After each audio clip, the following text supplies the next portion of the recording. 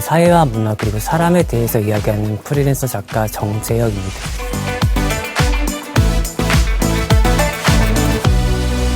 아마도 가장 오래 취재를 하고 있다고 한다면 장애인이 아닐까 생각합니다. 왜 장애인에 관심을 갖게 되셨어요?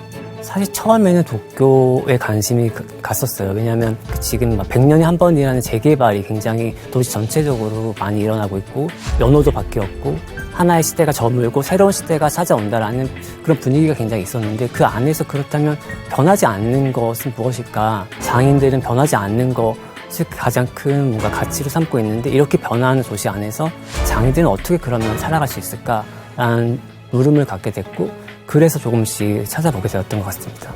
사실 원래 기존에 가지고 있던 장애인이라고 하면 별 관심이 안 갔을 것 같아요. 그런데 지금의 장애인들은 그와는 굉장히 다르거든요.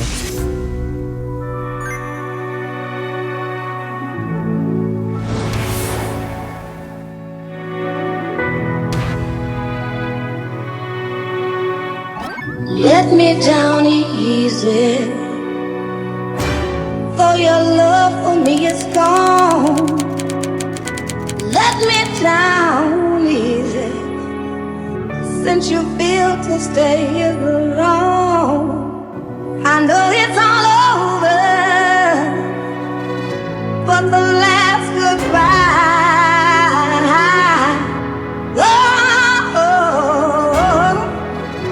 Let me down easy. Let me down easy. Let me down easy. Let me down easy. Let me down easy. 오늘 리뷰할 아이템은 어느 구두 닦기 대회 우승자입니다. 이 대회는 단순히 말해서 정말 구두를 누가 가장 잘 닦는가를 겨루는 시합입니다. 한 켤레 구두를 자신들만의 스킬로 닦는 것이 아니라 그것을 어떻게 보여주는가, 어떤 즐거움을 관중들에게 주는가까지 포함해서 심사가 된다라고 해요. 그렇게 구두 닦기가 단순히 허드렛 일이 아니라 하나의 엔터테인먼트도 될 수 있다는 것을 보여주는 게 바로 이 대회의 가장 큰 특징이라고 할 수 있습니다. 한 몇 년 전쯤에 굉장히 제 개인적으로 놀라운 이야기를 만났습니다. 그거는 2019년에 일본의 구두 닦기 대회에서 사상 최초로 20대 우승자가 탄생했다는 이야기였는데요.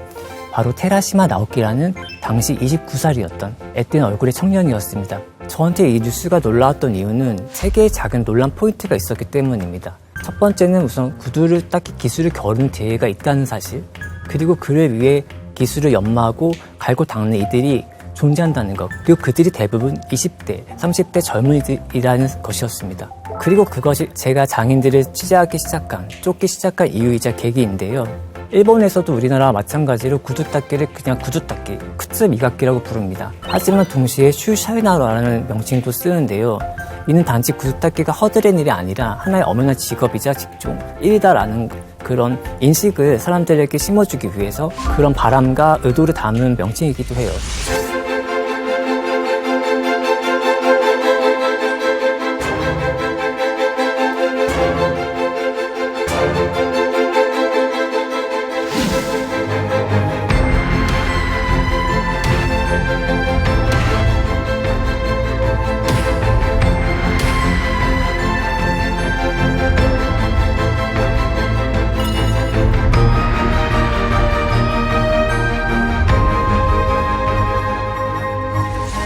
일본에서는 이 사람 이후에 구두 닦기는 구두 닦기 장인이 되었다라고 이야기하게 되었는데요. 바로 그 사람은 하세가 유야 씨라는 일본에서 지금 가장 구두 손질 장인으로 불리는 브리프트 H의 대표입니다. 하세가 씨에게 구두 닦기는 길가, 노상의 그 컨테이너 박스에서 하는 것이 아니라 일본의 대표적인 부톤이라고 불리는 명품 브랜드들이 모여있는 아오야마의 가게를 가지고 있고 우리가 술을 마시는 바를 컨셉으로 매장을 꾸며놨습니다. 그래서 실제 방문을 해보면 가게 안에 바 테이블이 비치되어 있고 거기 앉으면 정장을 갖춰 입은 직원들이 와서 메뉴판을 보여주면서 소위 접객을 하죠.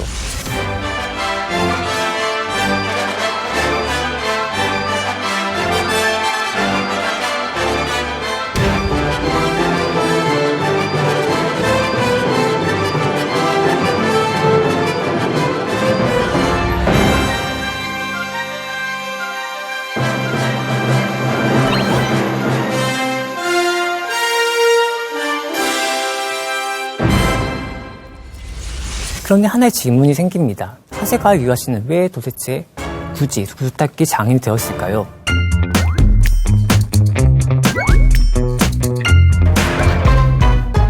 그는 일반 회사의 영업사원으로 회사 생활을 시작했다라고 하는데요. 대부분 거기 어떤 피로감을 토하는 사람들을 많이 보는 것 같아요. 영업을 하다 보면 뭔가 자신의 영혼까지 판다라고 이야기하는 사람들이 있을 정도로 그 역시 그런 어떤 피로감을 느꼈고 그래서 얼마 가지 못해서 회사를 그만두게 됐어요. 근데 그 당시에 그는 신사복 매장, 신사복 관련된 일을 하고 싶었다라고 얘기했지만 취업이 잘 되지 않았고 아르바이트를 전전하는 생활을 했었는데요. 이래서는 안 되겠다고 생각했을 때 그래서 길가에서 2,000엔을 가지고 뭔가 사업을 벌이자라고 생각을 했다고 합니다. 그래서 그가 생각했던 게 구두닦기였어요. 아마 그가 셀러리맨 출신이어서였을까요?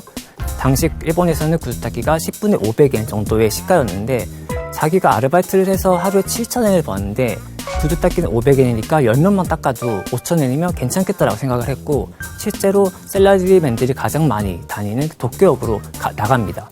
구두닦기는 누구나 할 수 있는 것 같지만 사실은 기술이 필요한 일이었기 때문에 힘든 시기도 있었다라고 해요. 손님들한테 막 클레임도 받고 그래서 나중에 한 손님이 너는 너무 솜씨가 형편없으니까 잘하는 베테랑들을 좀 찾아서 보고 배워라는 말을 했다라고 합니다.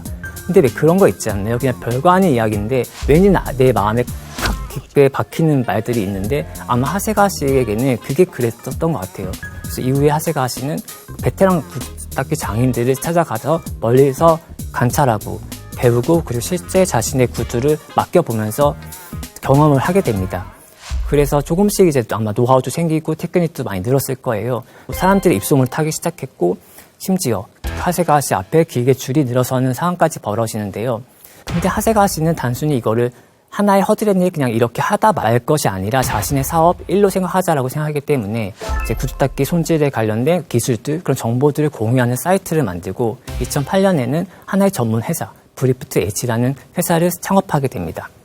길가가 아닌 길가의 콘택트 박스가 아닌 도쿄의 부촌 아오야마에 매장을 만들고 그것도 남성들의 아지트라는 인식이 있는 그 공간 바의 형태로 매장을 꾸리면서 구두닦기가 허드렛 일이 아니라 전문적인 서비스이자 하나의 문화일 수 있다는 인식을 사람들에게 심어주기 시작합니다.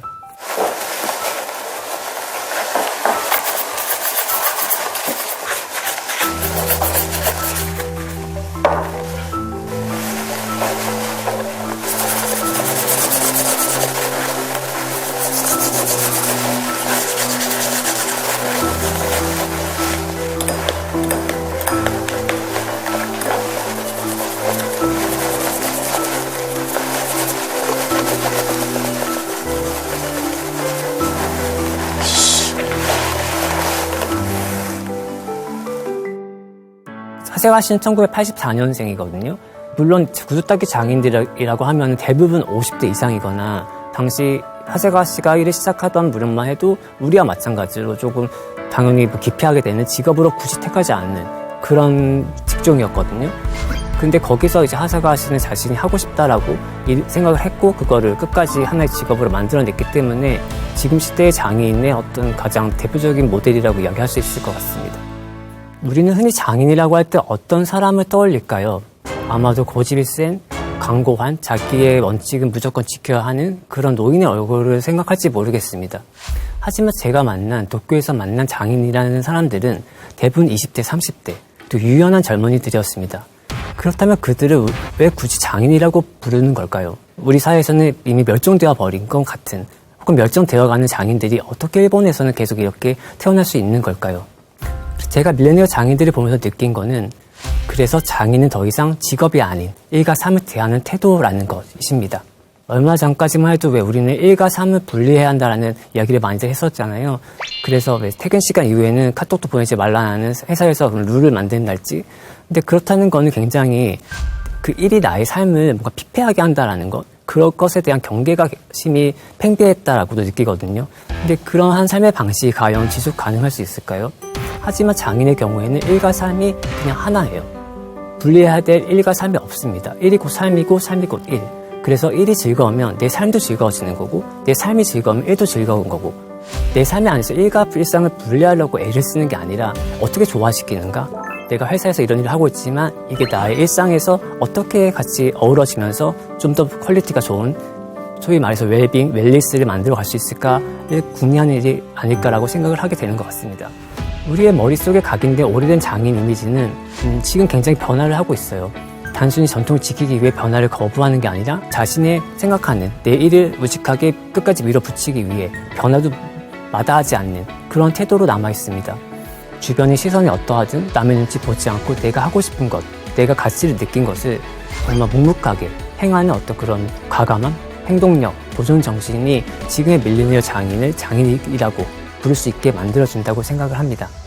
그래서 오늘의 한 줄 리뷰는 밀레니얼 장인은 나의 역사를 계승한다.